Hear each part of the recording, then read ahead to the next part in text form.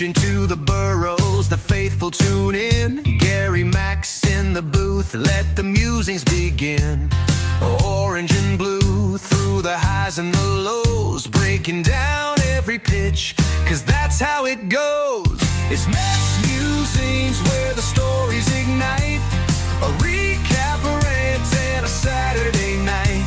Stats and passion, a voice fans trust.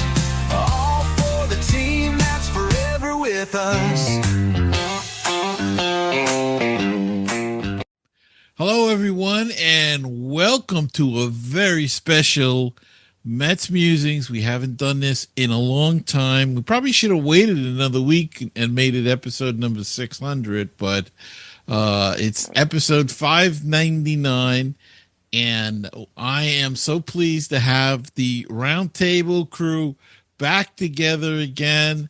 We've got a very svelte-looking Barry Newman's here. Barry, how are you? I'm good, Gary. This is great. Really glad we're getting the gang together again. And of course, the other two culprits or co-patriots here that we have with us is the boys from baseball and BBQ. We've got Jeff, the old Coot Cohen, and Len Hollywood Aberman. Guys, nice to see you back again. It's great to be back. Thank you, Gary. Thank you. Well, guys, we are all lifelong Met fans, and we have seen everything, ups and downs and in-betweens. And this was a particularly, I would say, rough season, especially the way it ended. But what the hell went wrong with the way this team was built in the first place? They should have been better than this. But what do you guys think went wrong? I'll go around. We'll start with Jeff. Jeff, what's your feelings on the collapse of 2025? Well, I think it all started with the loss of Griffin Canning. I mean, he came in here and supposed to be stabilize the pitching staff. No, I'm only kidding. Look, but he did pitch very well before he got injured. I think that the Sean Manaea not coming out of the gate as he got injured before the start of the season. Same thing with Montas. They just didn't get it all together. And when but they did well the first 60, 70 games. They were right up there. Everybody was praising the pitching lab. Look what they done. And then AJ Minter goes down, and then Max Kranick goes down. And by the way, Max Kranick still has in the top 10 of pitcher appearances for the Mets, believe it or not. And he hasn't been. That tells you how many pitchers they've used. But come that famous June 13th, they just could not put it together, and going deep into games, it couldn't be done. And that's the big problem there. But it wasn't always only on the pitching. And look, I put a lot of blame on the pitching.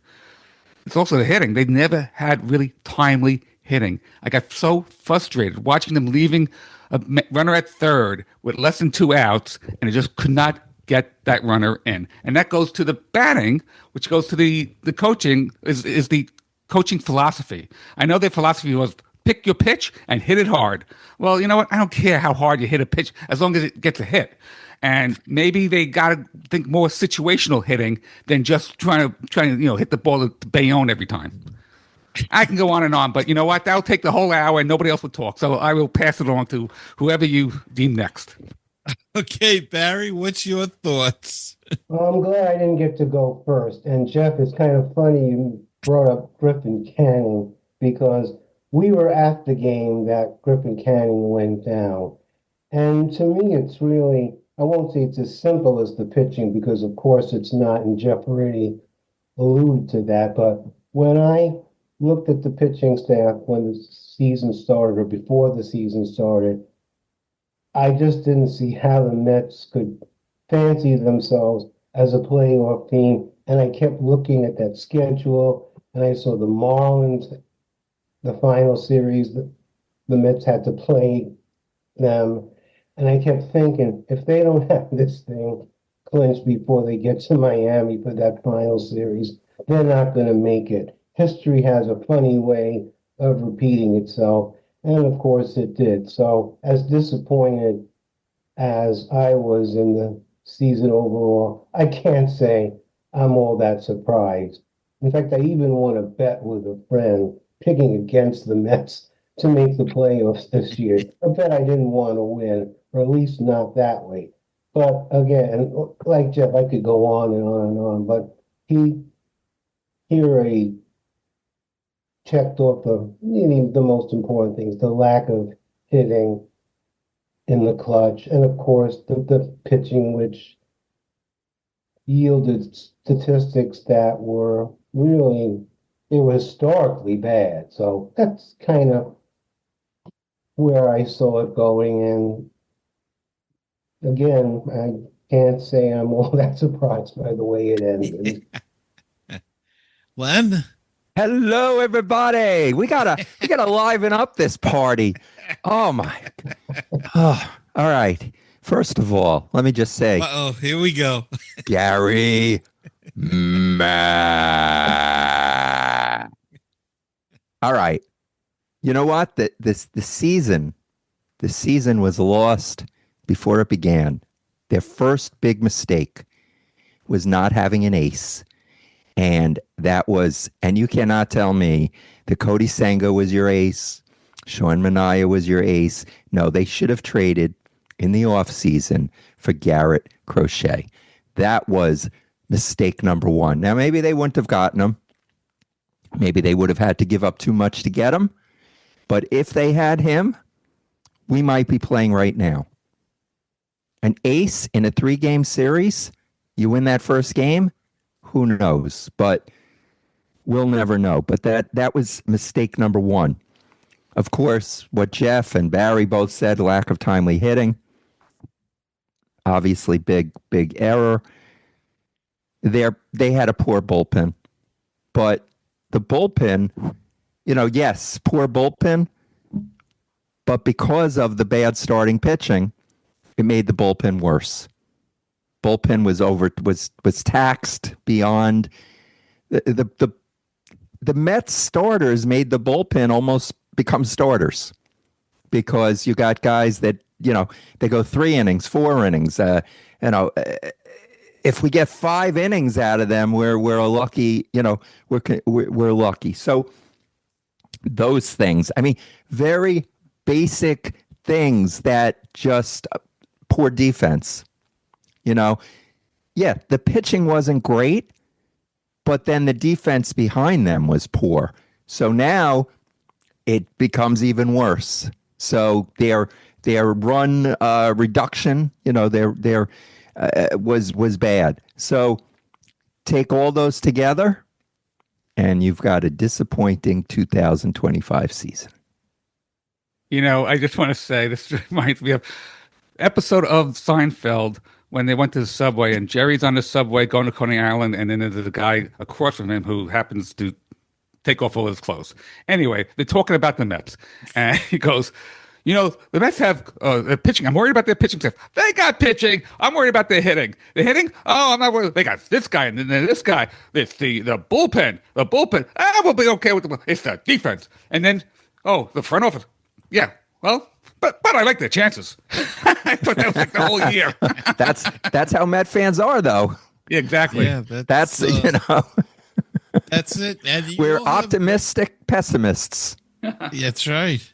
And Let me ask you guys relative this. points. Do any of you think that the Frankie Montas 2 years for $34 million was a good signing? Obviously not.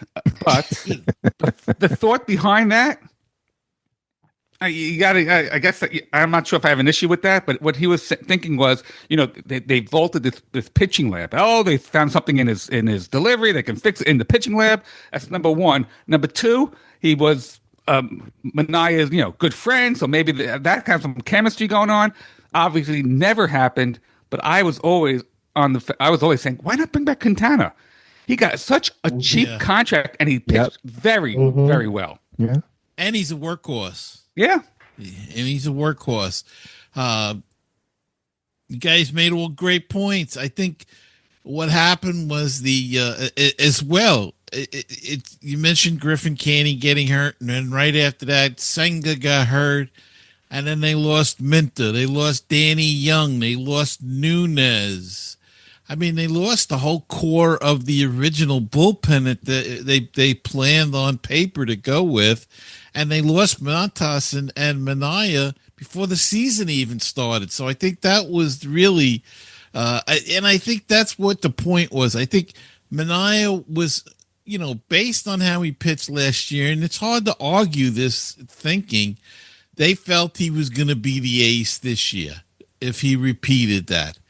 And Montas was going to be a fill-in between Peterson and McGill and Senga. They could squeeze in a Montas. And if they got what they got out of Severino last year, it would have been gravy. Well, Montas got hurt, never got untracked the whole season. And then he went down with Tommy John. Manaea was hurt in spring training. He never got untracked until what? When did he come back? August, it seemed like. I don't know if it was July, August, whatever. And then the injuries. So Winker went down. Krasnick, as you said. Christian Scott went down. So many guys got injured. And I just think it blew him out of the water. And, now people are critical of Stearns. And look, the job he did at the trading deadline, he should have went out and got a starter. But everybody said, build up your bullpen. And he got Helmsley and he got Soto in here. And everybody said, great moves.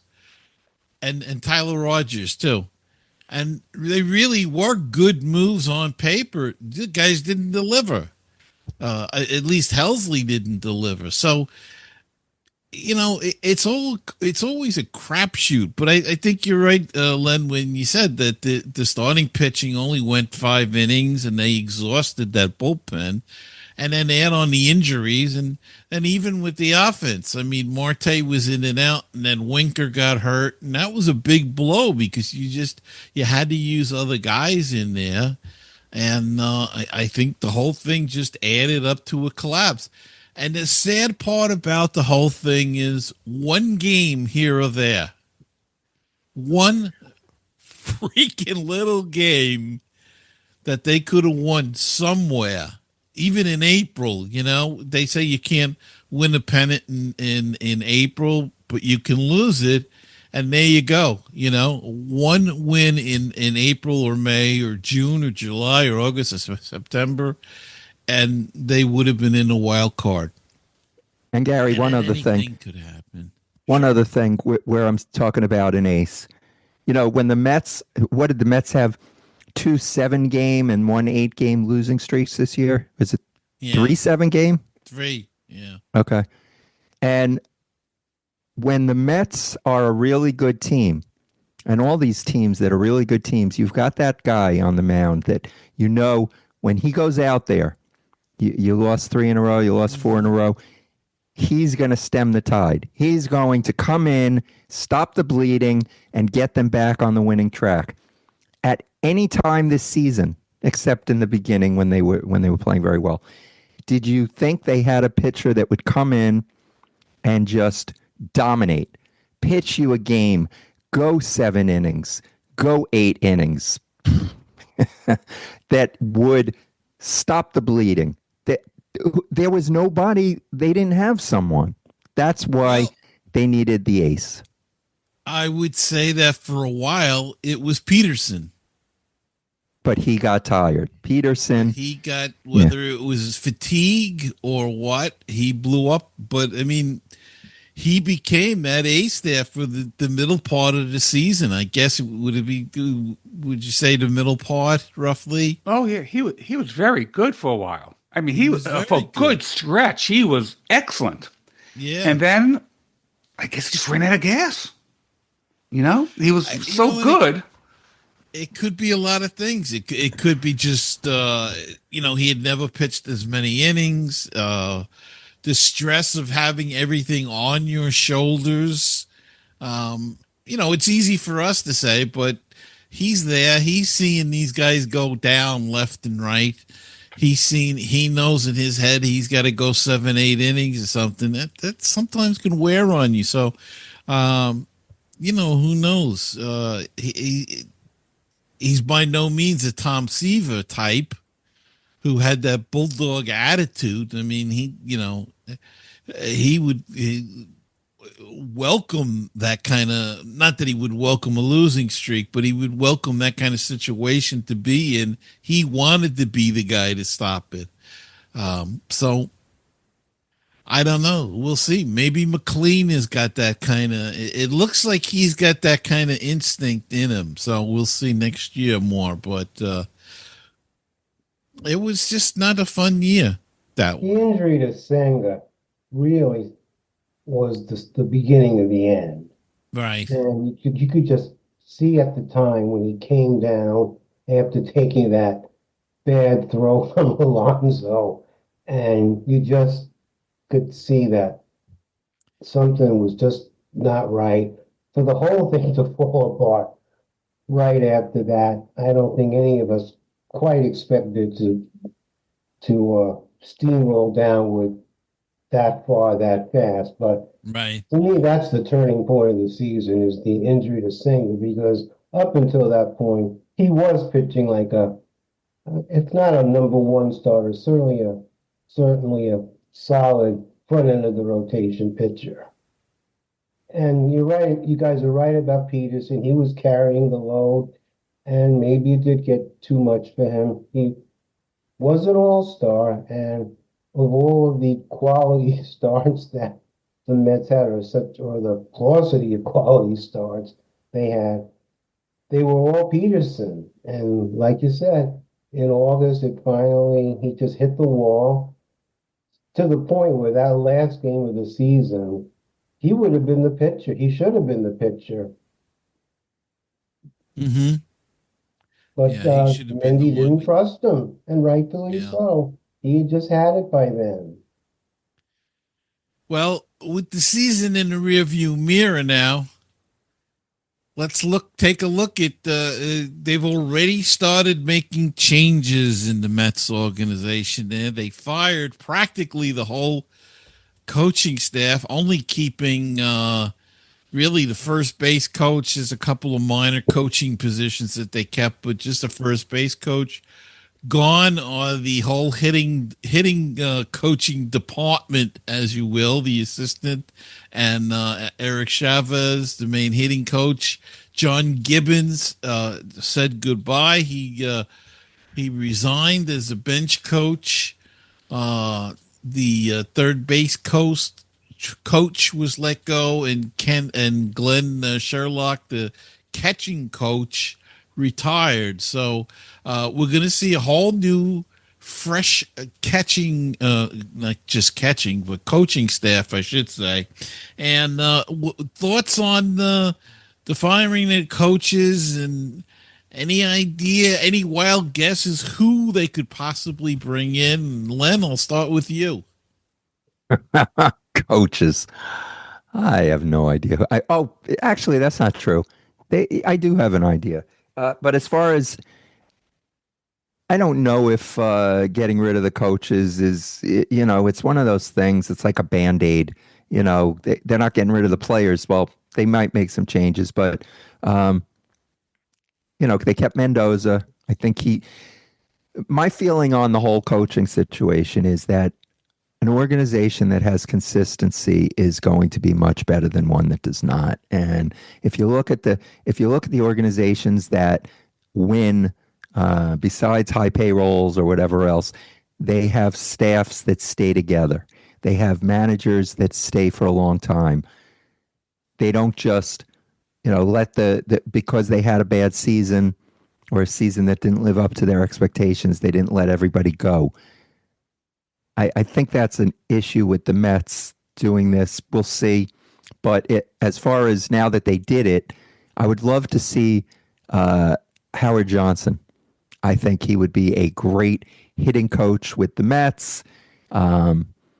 So I'd like to see him. I was sad to see Gibby go, but that's because we had him as a guest on the show. So Gibby! so that's for selfish reasons. But yeah, I definitely think that could be one of the things. They got to get one of these pitching gurus, right? I'm not going to pull a name out of a hat, but one of these guys that supposedly, can take guys and just turn them around. I thought Jeremy Hefner was, I thought he was not terrible, although I mentioned that to Jeff the other day, and he said they walked a lot of batters. So maybe I'm wrong, but they definitely, I don't know names, but they've got to get somebody from the, like St. Louis had for all those years. I can't remember the guy's name, right? The pitching coach. Who? Oh, yeah. I know who you're talking. Duncan. Yeah. So, Yeah. they got to get someone like that now. But I can't name someone. All right, Barry, your thoughts on the coach? Yeah, I'll double down on what Len said because I have a hitting and a pitching coach in mind. And he was also a guest on your show, but I keep going back to Dave Magnan, a contact hitter, as a candidate to be a batting coach. He's been a successful batting coach in the past. And same as Hojo, whether or not they would want the job, both of them are in their 60s by now. I actually like the Howard Johnson choice as well. So either one would, on paper, to me, would seem like good choices. And I have a name for a pitching coach, and the only reason I thought of him is because of where he came from. And I know this is a total fantasy, at least right now, but Oscar Marin was the Pirates pitching coach. I don't know why they let him go, but he's available. And I'm sure you guys know where I'm headed with this, but as long as he's available and the Mets can have him on their staff, that would be a good start. So, I think you guys know where I'm going with this, and I know it's a total fantasy because Well, we're going to discuss that a little bit later. Yeah, okay. Yeah, it is a fantasy. It's not going to happen this year. There's no way. But we'll get to that, as Gary said, I guess. Yeah, definitely have thoughts on that. Jeff? Yeah, the pitching staff. Look, the Mets walked. They walked 550 people, runners. They actually was intentionally walked only 6, which was like one of the lowest in the league. But they also hit 78 batters. So they put on, get this, an astounding 634 base runners, and that's not even including catches interference, which is some reason was high on the Mets. And that has been going up every year. I don't get that. So yeah, so the pitching. I have no idea who they bring in for a pitching coach. At this level, I mean, they really should know how to pitch. Maybe Hefner could know how to tweak one or two things, a grip or something, or maybe they just don't have it that day. But don't know who they bring in. Another for batting coach. People have been saying, "Oh, what about Murphy, Dan Murphy?" Because he was a good contact hitter. Stealing all my choices. Yeah, I know, right? But why? But you know what? I'm not sure. Why you go last? Good batters, good hitters sometimes don't make good coaches. I mean, we saw that with, Ted Williams. He was a horrible manager, and he just couldn't do it. But he was a great player. Sometimes that doesn't work. I don't know who would bring in. Maybe for a pitching coach, and here you go, former Met, but Roger McDowell. He was successful in Atlanta. Why not bring him in? Right? Yeah, not bad. Good idea. Okay, but don't know. And they're keeping the first base coach. The first base coach did nothing as a first base coach, but this guy really he was the base running coach as well, and he really got Soto to. I mean, he went 30-30. What did he go 30? He almost went 40-40. 30-30, yeah. And Lindor went 30-30 again, and so he is just great at coaching base running. What did the first base coach feel? Oh, get back, good, nice hit. That's about it. But him being the base running coach, I think was a plus, and it's a good thing that they kept him. Well, and I think that's a lot of things people don't understand, that these on base coaches, they have other responsibilities as well. I mean, what was the third base? Sawbaugh, his besides being the third base coach, he was an infield coach, and they credit him with the improvement in fielding for Brett Beatty, who really made major strides this season, both offensively and defensively. So they do that, but yeah, Richardson was terrific, and everybody praised him all season with the running game. And Jeff, you and I have talked about that. We love that old style running game, baseball, and hit and run and bunting and that kind of stuff. And so I'm glad that they held on to him and they recognized that. I'm glad they kept Mendoza because, like Glenn, I agree with you too with the consistency. You got to have some consistency with these guys. Now, Barry and I had talked on the phone about Oscar Marin a little bit, and I think he'd be a great choice. I also thought, being that they've got 3 young pitchers in there now, and I would expect Tong to open the season in Syracuse. Sprout might be in Syracuse. It depends upon what they do, who they sign, anything, that along that kind of line. But if these guys are going to be up, why not bring up the pitching coach from Syracuse? He's familiar with these young pitchers. He may have some insight on who may be, a good filler in the bullpen and not. Just an idea. AJ Sager, his name is. Just, something to completely think about. I also thought about, for the hitting coach, I thought about Murphy. But like you said, Jeff, sometimes a good hitter doesn't make a good coach. You mentioned Ted Williams was a lousy manager, but he did get, I think, Eddie Brosseau to hit 300 one year. And he was like a 200 career hitter. So, everybody brings up Ted Williams, and I agree with that. But then, of course, you've got Gil Hodges, okay, who was a great player, now a Hall of Famer, and a World Series champion manager who a lot of people think would have taken the 73 Mets also. That's what you hear all the time. So, so it can be a guy who was very good, can be a good one.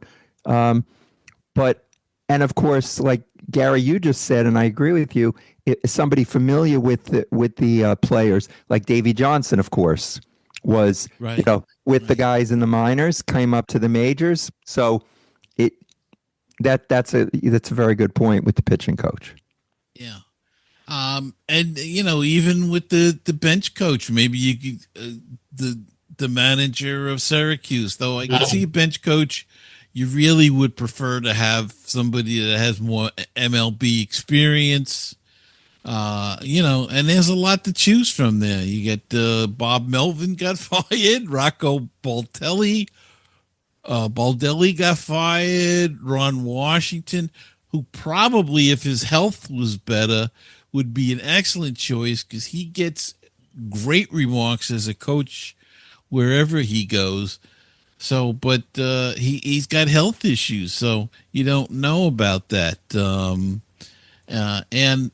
the Reds fired some of their coaches as well, and one of them was their batting coach, and his name was Tim Lamonte, and he worked with the Mets. He was the Mets minor league hitting coordinator in 2022 before he joined the Reds. So maybe he would be a candidate at least for the job that Chavez had. So just some things out there to kick around and think about in the off season. Jeff, you look like you have a thought on your mind. No, I'm just waiting to get to the free agents. I have a couple things. I just want to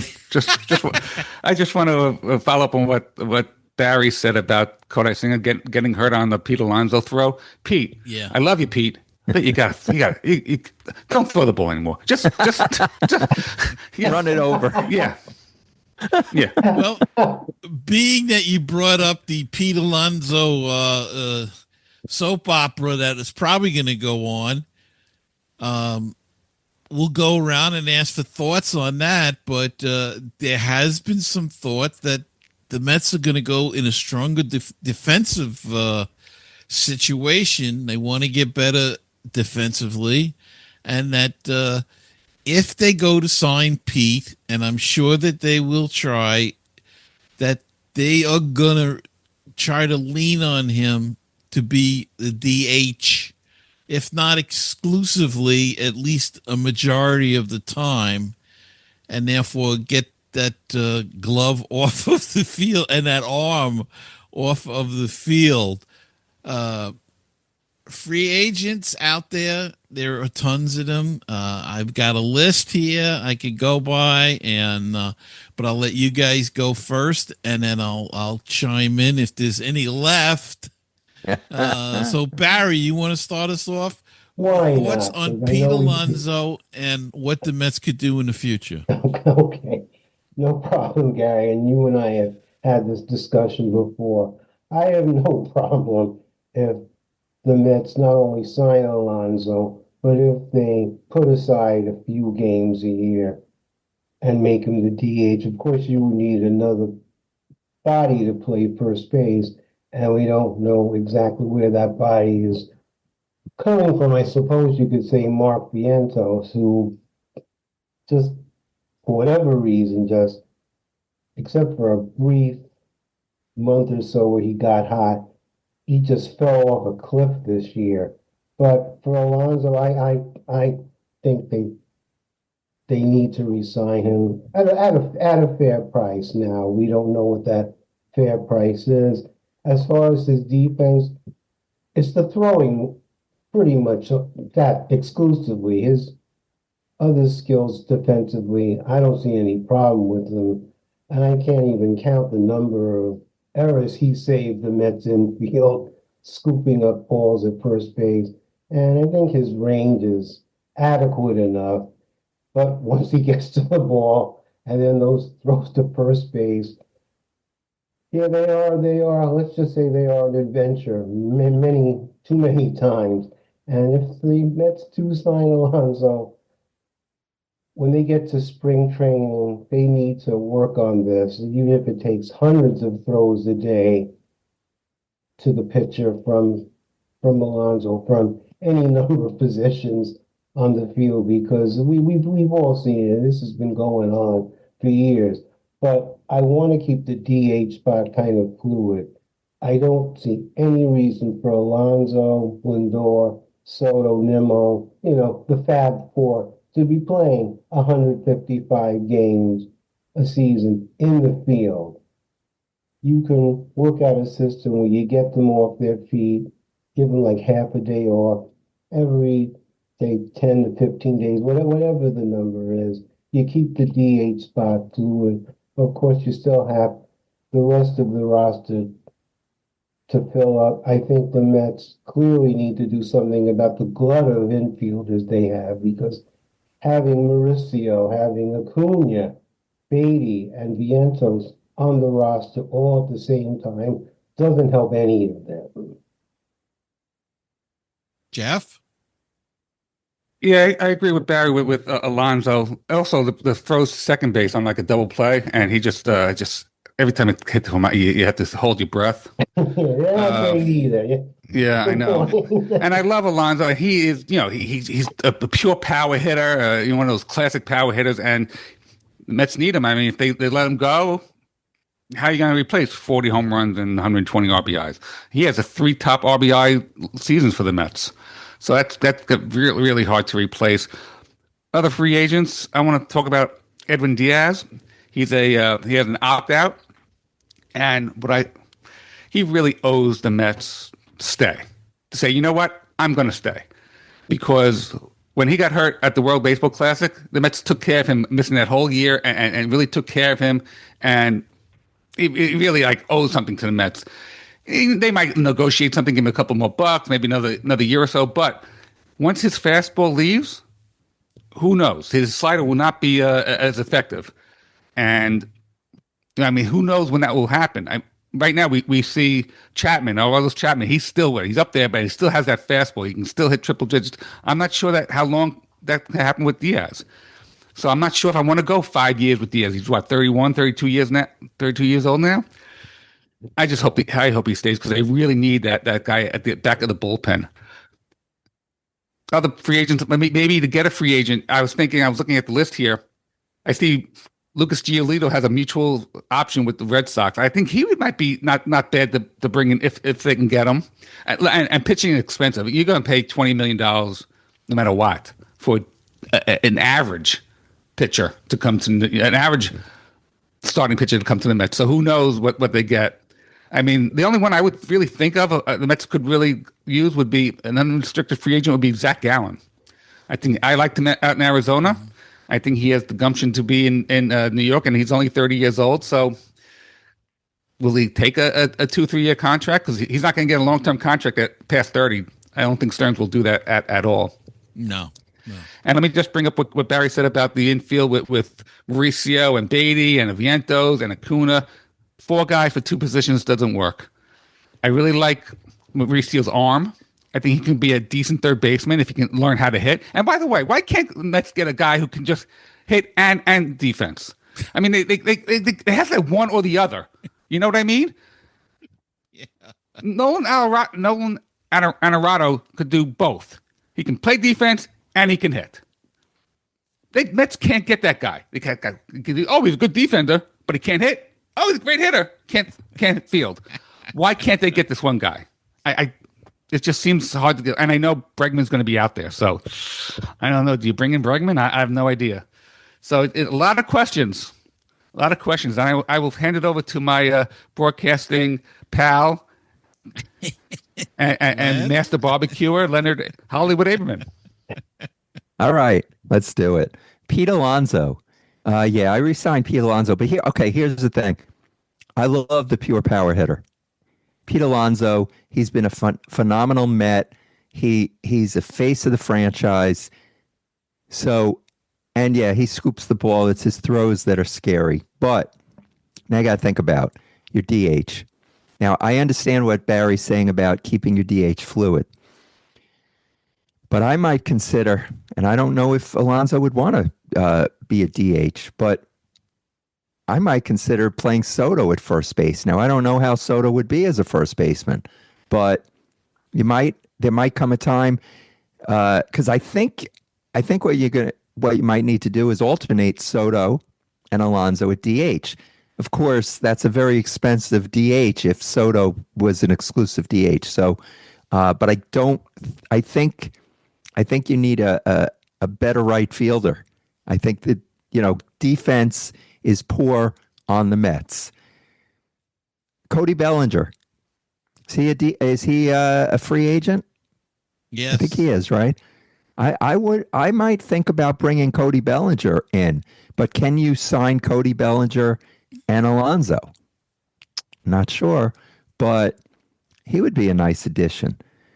But yeah, if you can get Alonso and he's not going to take another one of these, 2-year, where the first year is the big year and then he has the opt out, he's going to want a little more security. I mean, he's got millions, but he's going to want at least a 3-year, 4-year deal. I mean, I think he's probably earned it.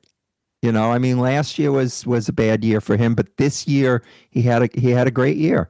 He's always up there in RBIs. Think about where the Mets would have been. I mean, they just missed the playoffs. If he wasn't on the team, I mean, it depends, of course, who they replaced him with, so you never know. Mm-hmm. Pitching, they can bring in an ace.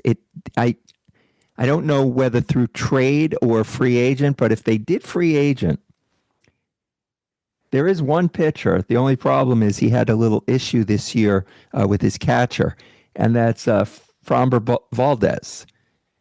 I don't know if you want to bring in someone like that.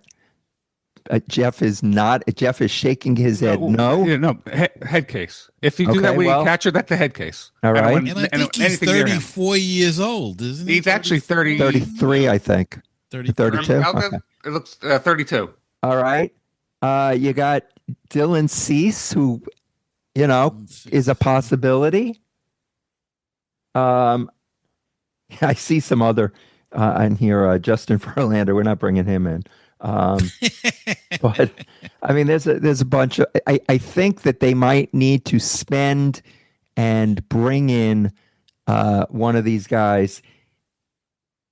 It's not it's not like last season when the Yankees got freed, and the Yankees went all out to get him. That would have been a good one to get, but No way the Mets would give 8 years to a guy who's injured every year. So I understand that, but I get it. Now. No, it's friendly banter. yes, What about that Well- guy from Pittsburgh? And I'm not talking about him. I'm actually talking about Mitch Keller. Oh, Well, I Mitch Keller's a think he's good like early 30s, possibility like as that. well. Mhm. yeah. My thoughts on the whole Alonso thing is I got to be honest. I'm still on the fence about him. I was on the fence last year, and I'm still on the fence now. There are alternatives. Jeff, you said, how do you make up those runs? Well, one thing to consider, and this is a consideration, of course, if they cannot sign Alonso, then you try to sign a Kyle Schwarber for your DH. That solves that situation then. I know. But now with first base, I've got 3 or 4 different options that might work out there if Alonso did not sign. One, Len mentioned Cody Bellinger. Another one, and this is really off the wall, and it's not really going to fill the shoes of Alonso, but if you could get, you're going to get him cheap. How about a Wilmer Flores to come in and fill that spot if you're not comfortable with Vientos? He's played quite a bit of first base now. He's familiar with the position. He always had a pretty good arm, so it's not him. The guy that I would really get to fill that spot, Luis Arias. The guy's a pure hitter. He's not your traditional first base hitter, home run hitter, but he's always on base. Every time you look up, he's always on first or second. The guy's won a couple of batting titles. Mm-hmm. He doesn't seem to be slowing down at all. He played a lot of first base this year for San Diego. That's the guy I would sign to try to replace him. I feel that the Mets are going to make a lot of trades. I have a feeling that McNeil will be gone. Vientos may be gone. If they can talk somebody into it, Senga might even be gone. Mauricio may be traded as well. I think they did Maurizio kind of an injustice this year in keeping him on this roster. Due to his lack of playing time last year, due to the injury, the recovery, and everything, he should have been, and they brought him up when they needed to bring him up, and then when that was done, they should have sent him back down so he could play every day in Syracuse and get that seasoning. They sat him on a bench here, and that's not good. It's not good for a young guy. I think that was a paperwork thing with the number of options per year. I think that's had something to do with it. So they had to keep him on. Keep him or lose him. So, yeah. Okay. Well, but that's some of my ideas. I mean, other guys they could consider signing. The other guy that's been rumored a lot about perhaps signing a free agent was a guy from Japan, Munetaka Moriyama. I think I said that right. Muramari. Suppose he's a big time first baseman, third baseman, big time hitter, DH. He can DH as well. Everybody's high on this guy. I don't know. There's a possibility that they could bring in somebody like that. If they don't, they take the Alonso money and use it on him. But uh, my Yeah, idea would be if I could get Schwab and Arias, those would be the two guys I would go for.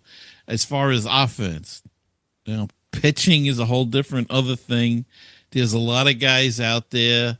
Everybody mentioned Dylan Cease and Zach Galen, and the guy I would like to get, and Barry knows because we talked about this as well.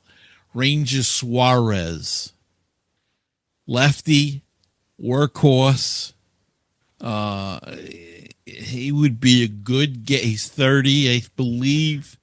He would be a good get for the Mets as well. Plus, they get him off the Phillies, which would be even better. Um, and as I said, he eats innings up, and I think he'd be a good fit here. So that's that. As far as the relief pitches, Diaz they should sign, though I think they have an option if Diaz doesn't come back and they can't sign him. They could always move Clay Holmes to the closer, and you throw him another year on his contract and another 20 million or whatever he's making. You know what I mean? A year or two to go back to close. Smoltz did it. Smoltz went to, from starter to closer to starter to closer. I don't know how many times he switched. So it can be done. So Clay Holmes could be a backup if Diaz does not sign. And I agree with you. I think he owes the Mets. I think Alonso, to a certain point, owes the Mets too. I mean, they weren't exactly knocking his door down last year. And they signed him and gave him a nice contract. $30 million is nothing to sneeze at. You guys owing the Mets, by the way, it sounds great. Okay, they owe. Oh no! Give me a break. I get it. They're not. There's no. Yeah, I mean, yes. It's. I highly doubt it's there. It's not home team discounts and all that. I think they're going to get every bit they can get. And as far as Alonso, yeah, I don't know that he got. He didn't get the deal that was originally put before him because he turned that down. I actually think if I'm Alonso, I'm like, you know what, Mets? I showed you want me back. Now I took your 2-year deal with the second year being a lot less than the first. I opted out.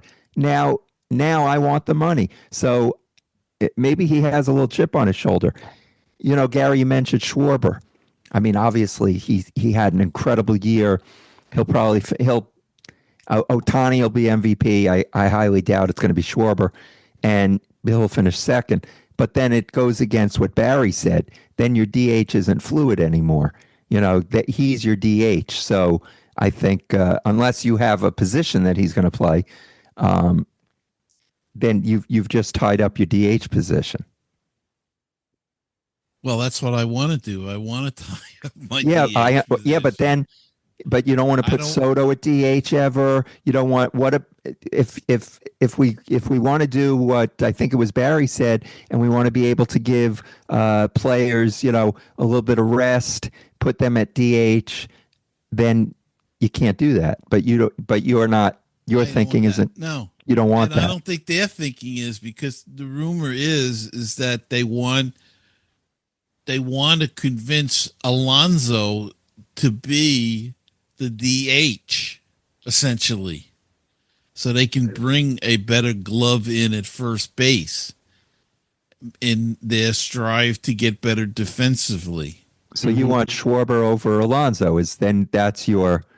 I'm just saying, if you can't get one, I want to get the other, and you got to make I would take that money and spend it on Schwarber than I would on Alonso at this point in time. And here's the thing that bugs me about Alonso. Not only it's the defense, and I know he's popular and all of this. He comes out after the last game, and that's always a tough spot because you're upset, you're hurt and everything, right? And he's saying, "Oh, I love the Mets. I want to be the Mets. I want to stay with the Mets. Are you going to opt out?" Yes. It's Yes. at least Diaz had the common courtesy. And Barry knows how I felt about Diaz over the years. My opinion has changed, but he had the common courtesy to say the same things, but then to say, I have to discuss it with my family. I have to see what's better for me, what's better for my family, which ways to go. But I hope I love the Mets. We all know he's probably going to opt out, but it's in the what's the word I'm looking for here? The optics, as they say nowadays. Oh, again, Alonso just spoke his mind. He Yeah. said it. You know what? And I like a player that he said it. We got the answer. And that's it. I mean, we all knew he was going to opt out. So if he gave us the whole, I'm going to talk to my family and all that, again, he told us that that's it. It's optics, though. I gotta say something. Soto did the exact same thing last year after the World Series. First question, I'm opting out. Anybody could sign me. That's fine. You know? And if he said anything else, it would just come off as being a phony. I rewatched that interview yesterday to see if there was anything I thought was wrong with it, and I really couldn't find anything. He was asked a question, he answered it honestly. I Yeah. have no problem with him saying he's going to opt out. We all know he's going to do that. Right. Barry, let me. Take a 20, wait, let me finish. Who would take a 20% pay cut, which is what he would in effect be saying. But- And as far as the DH issue, I know Ron Darling alluded to it, and we all know this to be true. The defense was horrible the second half of the year, and maybe part of the reason is because Lindor and Soto, Alonso, Nimmo, and anyone else you want to mention are in the field 155 to 160 games a year. Maybe if they got a day off here and there to be the DH, and especially with these July, August days where the temperatures are in the 90s most of the time. Maybe if they could get off their feet once every week or couple of weeks, the defense might have been a little better. But why not rest him completely? Why not just let him sit on the bench for a game? And why you make him hit? You could do that. Barry, go ahead. Barry, I wanted to ask you. You said we all knew that Alonso was going to opt out. We all knew that, right? Why the media make it such a big deal? Oh, Alonso's opting out. No crap. We knew that. They won when he signed the contract. What's the big secret? It was like a whole scoop or anything. I just wanted to address the bullpen. If Diaz goes, and I think he'll stay. But I mean, I think so too. Ryan Stanek's a free agent. He's got to go. Goodbye, Ryan. Look Goodbye. at Gary's face. But it might be an interesting option if Diaz go. And I'm not saying I want him to stay, but Devin Williams had a terrible year with the Yankees, and he was an elite pitcher until he gave up the home run to Alonso last year. He might be an interesting person to bring in to be a closer. I'm not really sure. I mean, looking at the list, I mean, who else do we want? I mean, there's not many. There's Jordan Romano. We don't want him. Kelly Jansen. He's too hurt. He's too old. He's too old. Rafael Iglesias. He's getting up there. Montero. Bring back Rafael Montero. Remember him? He's 35 now. Who knows? I mean, how about Phil Maton? Phil Maton, yeah. Phil well, that Maton, was a mistake. Again, yeah, he's 33, but we'll take a chance on Ryan Hensley finding his stuff. No. I don't know. Diaz had a great year, so I know he had a great year. He earned the right to opt out. Yes, and I'm maybe saying give him a few more. I'm thinking if he doesn't come back, Right. these are some of the options. Understood. Understood. But I think he'll come back. I think he'll come back too. I think they have to sign Brooks Raley back. He did a terrific job. Yes, agreed. Absolutely. Even Tyler Rogers, I think he did a terrific job when he was here. He had some bad outings, but who didn't in that bullpen? And how about a guy like Kevin Herget? That poor guy came in, pitched well, and then they DFA'd him, or they sent him to Syracuse. That's Dom Hamill. What's his? Is he still with the Mets or what? They brought him up, and then instead of sending him back down or something, or maybe I don't think he was Yeah, out he's of still with the options. Mets. He's 26. He's still with the Mets. But didn't they DFA him or something? I don't Because know. I Let me don't look it know up. why they to make a room on the When the roster. bullpen is in the game in the fourth inning, night after night after night, No, it's possible to sustain. Don Hamill's Oh, yeah, with without a Texas doubt. Rangers now. Hamill's Dom with the Hamill? Texas Rangers now. Would they Yeah. claim him off of waivers? Must have, right? yeah. Yep. Yeah. All right.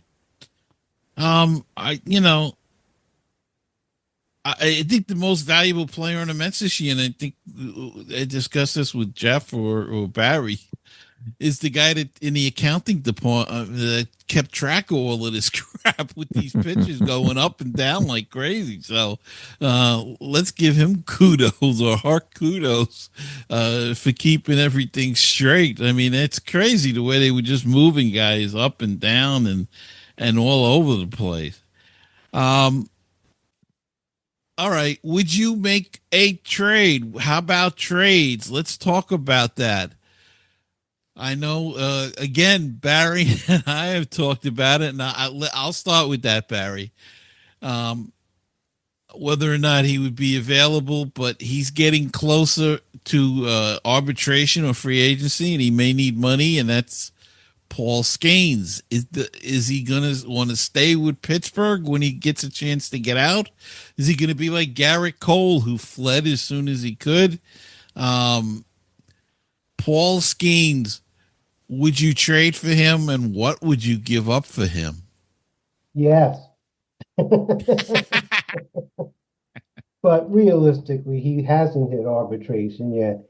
And we don't know what's going to happen when the current CBA runs out. That stuff may just That's vanish. going to be a big. So Yeah. realistically, it would be wonderful, but it would be a complete fantasy and a pipe dream if Paul Skeens was a Met in 2026.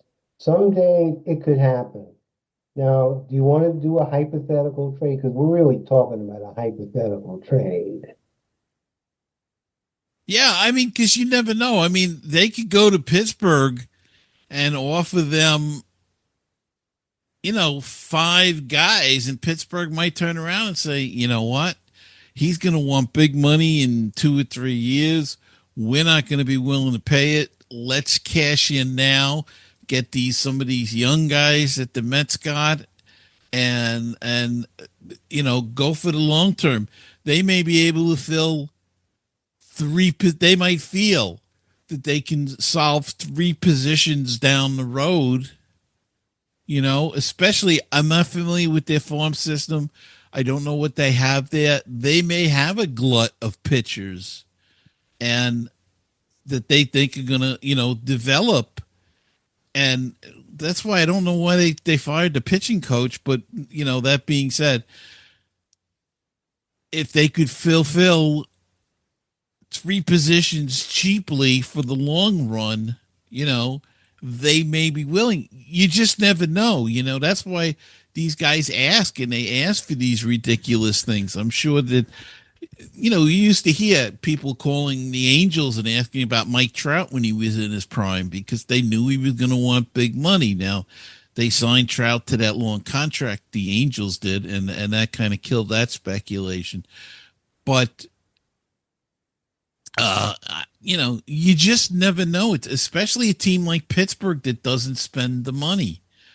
If they could get 3 or 4 position players for 10, like let's say a Mauricio, and if they could fill, I don't know, their third base slot, they traded Brian Hayes this past season. If they could get Mauricio, you get a switch hitter, should be good for the next 10, 12 years there at third base. You never know. You got to ask, but so let's play with that a little bit. May I go? May I say? Paul Skeens is a generational talent. Okay. And if you could get him, absolutely. But here's the thing with the Pirates. So I think he's not even close to being arbitration eligible. He's got at least a couple of years before that. I think next year. Is it next year? I Okay. think so. All right.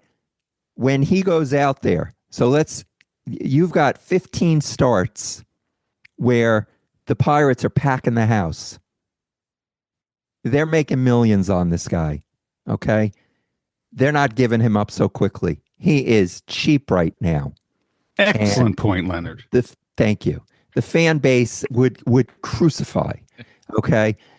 The other thing is that the Pirates, let's say you do bolster around him a little bit, and somehow they eke into the playoffs. Now you've got your ace in, again, a 3-game series. You win that first game, you never know. I just can't see them. Yes, future, maybe they do because they can't afford them. But for 2026, they would have to they would have to get a boatload, and maybe just the whole team, to give up Paul Skeens for. If he's not with the Pirates in 2026, I will be absolutely shocked.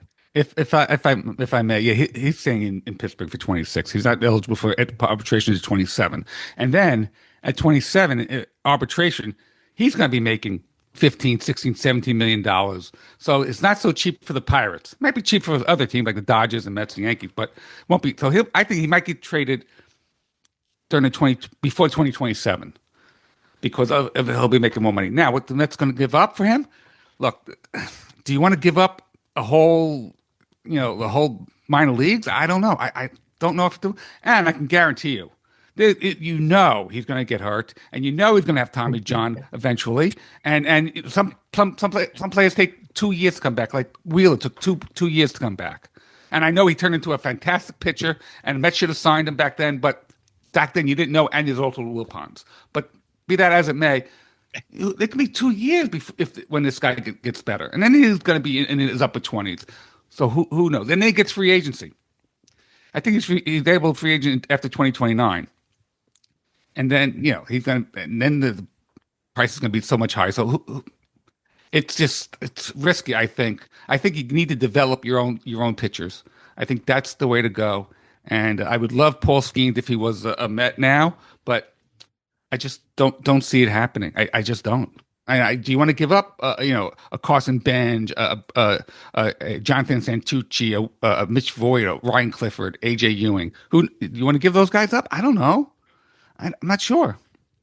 And a McLean. I'm sure that would be. Glenn, you brought up Crochet earlier. The Mets they offered a couple of these minor leaguers, these top minor leaguers. I think Boston just topped them. But if Mets gave up McLean and Jet Williams, the fan base would be going nuts. Of course, they went nuts with Kelenic, and they went nuts with Pete Crow Armstrong. So you never know. Right. Kelenic turned out to be a dud, and Pete Crow Armstrong turned out to be on a playoff bound team and all-star. So you just never know with the minor leaguers, their prospects. Right. But Paul Skeens is proven, and Jeff is right. If you're a betting man, you're betting that there is going to be a time that he's going to need Tommy John surgery. It seems to be the way of the pitching world. But the Pirates right now, they have a gold piece, and they're not letting that go so fast. That is a money-making gold piece. And hopefully the Mets have one too in Nolan McLean, because did any of us see him being as good as he was the few starts he gave the Mets this year? So my question is, can the Mets in 2026 at least get to the playoffs with the pitching staff they currently have, with a tweak here and there? Yeah, probably not. But I'm just trying to think about piecing it together, because you'll have McLean for a full season. You'll probably have Sproat for a full season. I agree. I think Gary said that Tong needs some seasoning in the minors. What about Christian Scott? Yeah, he'll be back. First He'll be back from his injury. Yeah. Is he going to be back for the start of the season, or is he He'll be gonna- back sometime. I think Yeah, towards he'll the be beginning. back. I think Barry, I Okay. think you will can. be. I think you can get to, you could at least get to, and that's not really good enough, but you could at least get to what they didn't get to this year is the third wild card. Because if, let me float this out to you, and Barry, I don't mean to interrupt you, but if they had brought up McLean a couple of weeks earlier, now, I don't know. You maybe you say, oh well, he needed something. I don't know. They couldn't give him the last whatever he needed up here. If they had brought McLean up a few weeks sooner, I argue that the Mets might have made that third wild card. That would have made the difference. Well, I agree, but you none know, of us knew he was this good. Right? Getting No, of back course to not. my point about the rotation starting next year. I think they've got a McLean, good. I think Sproles, they've got some good starters next year. yeah, we still Okay, I have think Tong will start. Holmes did a nice job. Yeah, He was the one good acquisition that David Stearns made this offseason. And I still think, even though he hit the wall, I still think as a middle to back end of the rotation starter, David Peterson is pretty good. So that's 4 stars. You still have Senga, you still have Minaya. We can only hope they will be healthier than they were this year. And I don't know about Griffin Canning. I think he's a free agent, so I who? don't I don't know if you can count on him. I'm probably missing someone. I mean, they had 46 pitches this year, so I'm sure I'm He, missing he, somebody. here's the starters that are still under their control: Manaya, Sanga, Holmes, Peterson, McLean, Sprout, Tong, and Scott are still under their control. that's Montas. Montas. 9. You gotta, yeah, Montas, I I know he's didn't not put gonna be in the pitching. list right. because he's going to be No. out all year. But that's a And- solid and- 8. And technically, he has a player's option, I think, Exactly. but he's going to take it because Oh, he's not going to pitch anyway. So Oh, he'd yeah. be stupid not to take it. Yep. Gary, you mentioned some That should trades be before. enough, at least with a tweak here, a tweak there, to at least get to the playoffs. Yeah. Gary, you Yeah. mentioned some trades before. You know, if you get rid of McNeil, who you getting for him? I mean, is he You're not really getting that much. good? No, You're trading some of these guys. I'm not sure if you get much for Vientos or McNeil. no, you're right. You're Yeah, not getting sure. much. I'm not sure you're No. gonna get. You know, No, Not you gonna got to get put much. you got to put McNeil with someone like Well, I of don't know. course, that's the whole Yeah. idea. Yeah. I'm just saying, I think that we will probably see some of these guys will get traded. Even a Nimmo, there's a possibility they're going to break this up a little bit Mhm. and trade some of these guys to make room, maybe to get relief pitchers. Who knows? I'm not saying I don't know who they're going to. I'm not going to say you're going to trade McNeil for I don't know. Can't even think of anybody offhand. But yeah, what I'm saying is that they'll be packaged into deals. For instance, if you were going to trade for Skeens, if you just theoretically now, because that's the name that keeps popping in my head right now, you could trade, let's say, a Vientos and a Maurizio and maybe a Jonah Tong for the young pitcher. And you may want to add something else in there, some 2 more minor leaguers that are maybe an AJ Ewing in there. Just an idea. You're not going to get much from McNeil and Vientos on the surface. You have to package them. But if a team needs a third baseman, and they'll take a Vientos, knowing that he hit 25 homers one year, and what did he hit this year? 18 or 10 or 12, but he missed a lot of time. Who was this? Vientos. Yeah, about 18. So I mean, even though he had a bad year, that's nothing to sneeze at. He was in the range of what he did the first year. 17. 17. 17. So power wise, he was pretty comparative with what he did the 2 years. So, that's the idea. But One name that does is two names that keep creeping up a lot that could have a chance to make this Mets roster this year, and that's Carson Bange and Jet Williams. And a lot of the thoughts are Jet Williams would go to second. That's why I say that McNeil could be gone because it just the slots aren't there, and Bange could be moved to center field. He could play center, and I guess the idea is you re-sign, or I don't know, is Tyler Taylor still under contract with them? Tyrone Taylor? Yeah, Take a look. Tyrone. Yeah, He was if actually he a good is, pickup. He's a good defender.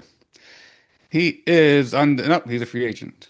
I'm sorry. He is arbitration eligible this okay. So in 2026. Free agent in 2027. you would offer him a contract and go to arbitration with him, and sign him, and then you have him as the backup to Bange in center field, and he can play other outfield positions as well. So that would cover that. And Jet Williams would be your second baseman.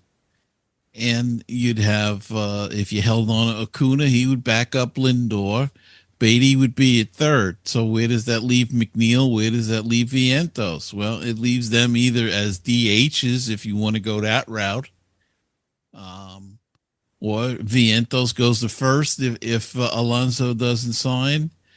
They want to get versatility. They want to get better defensively. So if that's the case, that kind of leaves Vientos out in the cold, really, because they're not happy with his glove, and Beatty is far superior at third, and I might add he did a terrific job, I thought, at second base as well when he played. It's not easy switching between second and third, because the angles are completely different from the different sides of the diamond. So for him to do a good job at both, and you have the double play pivot and all of that stuff at second. So he did a terrific job there. Now, Gary, Jet Williams has played some center field too, right? Yes. And he played some shortstop. So Okay. he could be a versatile guy as well. But different things I've read, scouts and that sort of thing, they feel that if he makes the team, they could put him at second, because second, other than McNeil, is kind of a question mark. And they feel that McNeil's getting older, and if they want better defense, it's got to be somebody like Jet Williams, a young guy, Acuna or a Jet Williams. Now, the knock on Acuna is they're not sure of his bat. Can't hit. And He hit in the minors. Well, there's a lot of guys hitting the minors that can't hit True, in the majors, true. So that's And it was the a knock. very short sample in September of 2024 when he came in when Lindor got injured. But Right. a year ago at this time, they weren't talking about Acuna like that. This year, with such limited playing time, his offense did significantly. But they didn't know him in September of 2024. True. Now they've got a book on him, Mhm. and you can see. Now that doesn't mean he can't become a good hitter. It's just that right now, they're looking at right now, and they're not sure that his bat is going to be good enough for the major league. So he brings them speed and everything, but so does Williams. Williams is fast, but we don't know if Williams could hit too in the majors. He's hitting the minors, of course. But Carson Bange, I think he'll hit. I mean, the guy, he started the year in Brooklyn. He hit like crazy. He went to Binghamton. He hit like crazy. He went to Syracuse. He was hitting. Then he got hurt. He came back. He didn't hit. Then he kind of floundered after that. But he had a wrist injury, I believe it was. So, that could be a part of the reason he didn't hit for Syracuse. But he may not be up in the first part of the year, but a lot of scouts feel that he'll be the center fielder either next year or half of next year in Queens. So Any thoughts on those two guys, or any other guys that they could be? What about Ryan Clifford? Um, could he be a possibility if Alonso doesn't sign? He's another guy. I mean, I think he hit 25 homers or something like that in the minor leagues this year, which is saying a lot. So he could be a guy. Yeah, I'm looking at his stats right now for 2025. Hit 237. His OPS was 826. He had 23 homers. 29 home runs, 23 doubles, 93 RBIs. It's just look, I'm a batting average guy, and I'm not sure. It's OPS or OBP. I just want the batting average to be higher than 237, and that's one of the reasons I don't want Schwarber, because he's all or nothing. Is Ryan Clifford is going to be another all or nothing guy? Who knows? He's only what 20? How old is he? 24. Ryan Clifford, he's 22. Yeah, 22. like that. He's 22 years old. So yeah, I mean, I guess he's a possibility if there's nobody else. But 260, you hit 260, 270 now. It's considered. Oh yeah, like a good hitter. Alonso had a great year hitting. He hit what 270. He had the highest batting average in his career this season.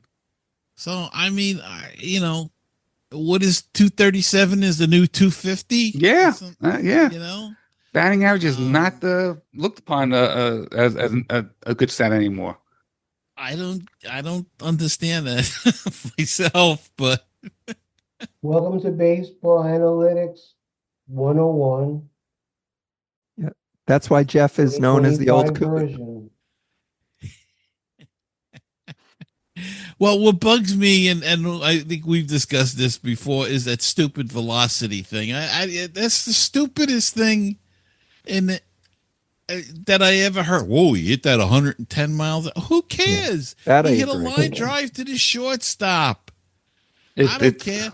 The guy hit it 80 miles an hour coming off the bat, and he got an inside the park home run. I'll take the 80 mile per hour inside the park homer than I will the 110 mile per hour line. Oh, you know, 110. It's the same thing with the stupid home run distances. Yes. He hit that 457 feet. So what? It was one run. If he just makes it over the fence, it's still one run, and that's just as important as if he hit it out of the damn stadium. And I just, it gets me crazy when they, Yep. when I know why they do it, because they're trying to get the average fan, and they're trying to throw all this shit at him. Say, hey, look, so exciting, it's so fast, and all. It's bullshit. I don't care how hard you throw a ball for. Hey, I don't know. And how many times, when they show the hardest hits balls, how many times is it for outs? Yeah. Hey, the last game of the season, the ball Alonso hit with the bases loaded that wound up in the left fielder's glove was the hardest ball he hit all season. Yeah. I'll take one of the less harder hit ones that go out of the ballpark, please. Thank you. Hit them where they ain't. Hit them where they ain't. And, and I think in that same game earlier, or maybe the day before, somebody hit a dribbler down the third baseline. And I think even Gary Cohen said, you don't always have to hit them hard to get a hit. And it just rolled down and hit the bag, and that was it. But I don't know. So we'll see. So what do you think about next? I mean, it's hard to say. We don't know what they're going to do in the off season, but any thoughts on next season at all based on what we see now? It's hard to tell. It really is. I mean, you got to get. Like we were talking this for almost an hour now. It's just you need better hitting, better pitching. Hopefully they bring in. I hope they bring a new philosophy to the hitting coaches.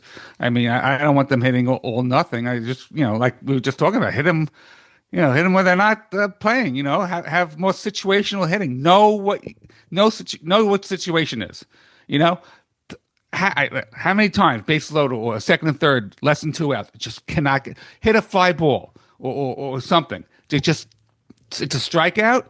You know, there's how many times we've seen bases loaded, nobody out, there's a strikeout, then double play. It's over. They just don't have the situational hitting to actually to my liking. Well, it's interesting that you mentioned that because they had two affiliate teams that won championships this year. And uh, one was Brooklyn, won the South Atlantic League Championship, and Binghamton won the Eastern League Championship this year. And Brooklyn did a lot of that hit. There was some hit and run. They did a lot of running. They did some bunting in there. They were very well rounded, and they really had to be because, the second half, the only reason they got into the playoffs was that they won the first half. But in the first half, they had 8 of the top prospects, I think, in the organization. They all got promoted, and then they struggled in the second half. But those guys that struggled in the second half came together and really put it together in the playoffs. And I mean, right even before the playoffs, AJ Ewing went up to Binghamton. Then they had Bange and who else did they have? That Raymer. They all got promoted, and they really did it. That Gilbert Gomez did some job with that Brooklyn team to get them. I mean, they were undefeated in the playoffs. They won 4 straight, and because they only played 2 series, 3 games each, and they didn't lose a game in the playoffs and won the championship. Binghamton also did a nice job winning their championship. So maybe there is some change in a philosophy, and hopefully they'll do that. The young guys coming up, you'll see more.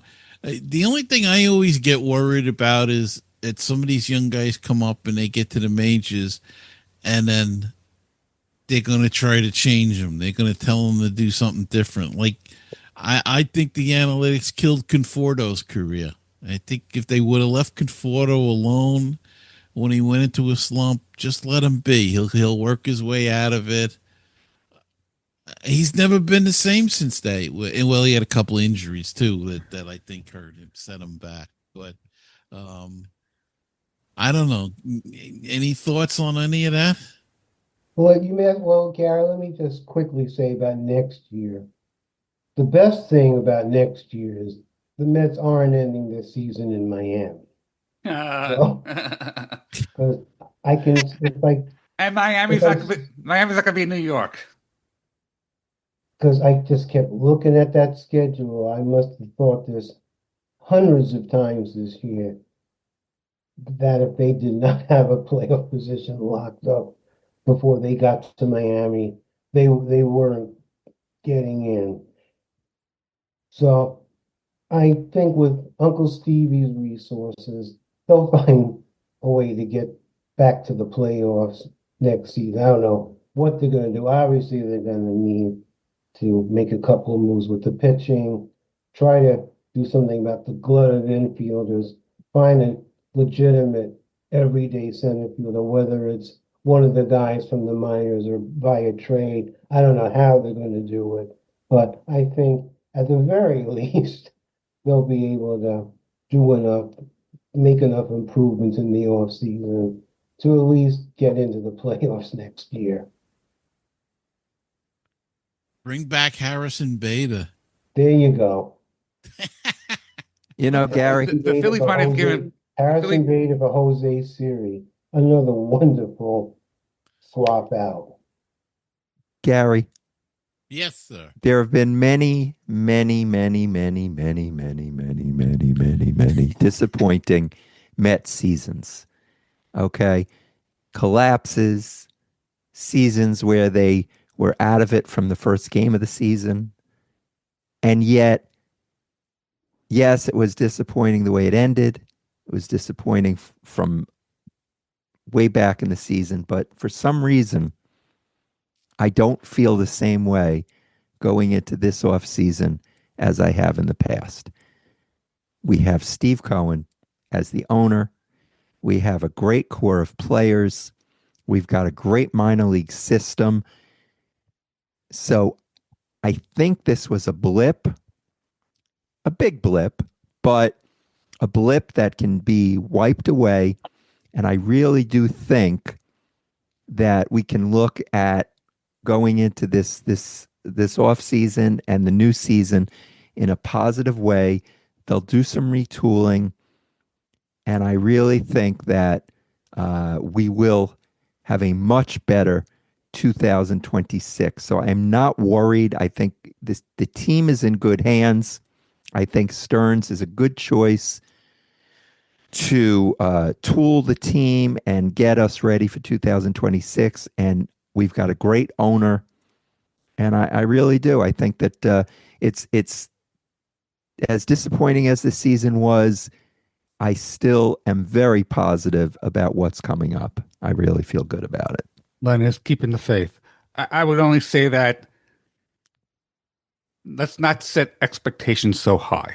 I think there was so much expectations this season, and when it didn't happen, it was just such just a crash. So I think let's temper our expectations. Let's hope for a good season, and go from there.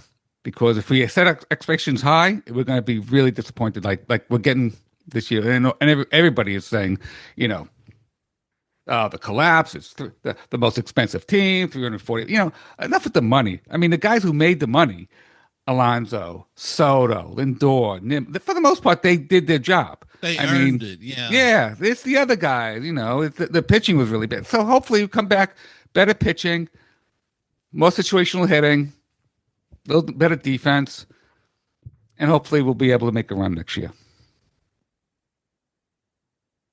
Okay. Well, if you guys want to add anything about what's going on baseball and BBQ? Absolutely, Gary. We just released. We are not a Met podcast. We are baseball, but because we are Met fans, we definitely have some great Met players that have been on the show, as well as great barbecue guests. But for your listeners, I'm assuming that they're more into baseball and the Mets. So we have had Gary Mack has been a guest on our show a number of times, as well as a guest co-host. So you may want to, if you don't get enough of Gary on Mets Musings, go to Baseball and BBQ, where you get your podcasts, and look for Gary. But today we released an interview with Chris Benson, #1 draft pick. Chris Benson, who is now being inducted into the College Baseball Hall of Fame.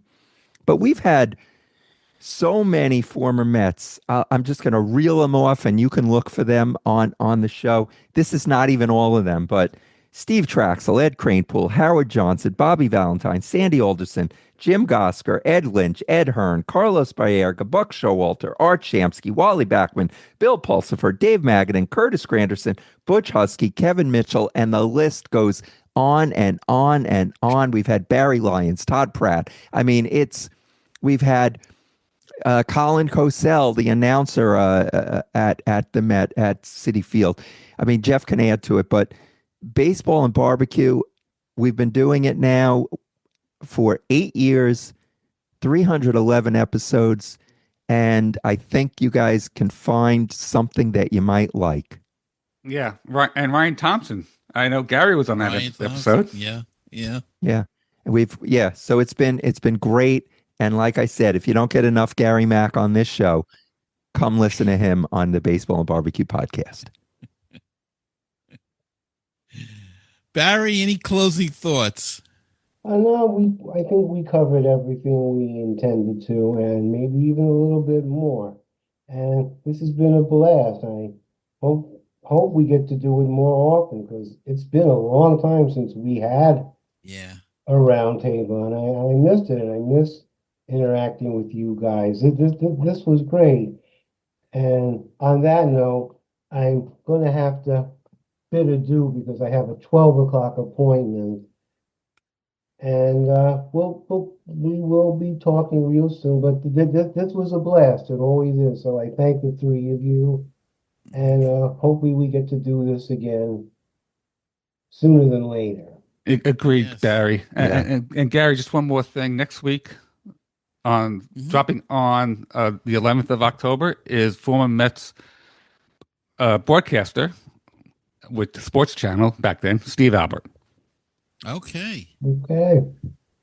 Well, I want to thank all of you guys for taking the time today, Barry, Jeff, and Len, for coming on and taking your time on a Saturday morning and doing this. And I hope to do it more. I hope to get more guests on. You guys with that list there, that was pretty impressive there.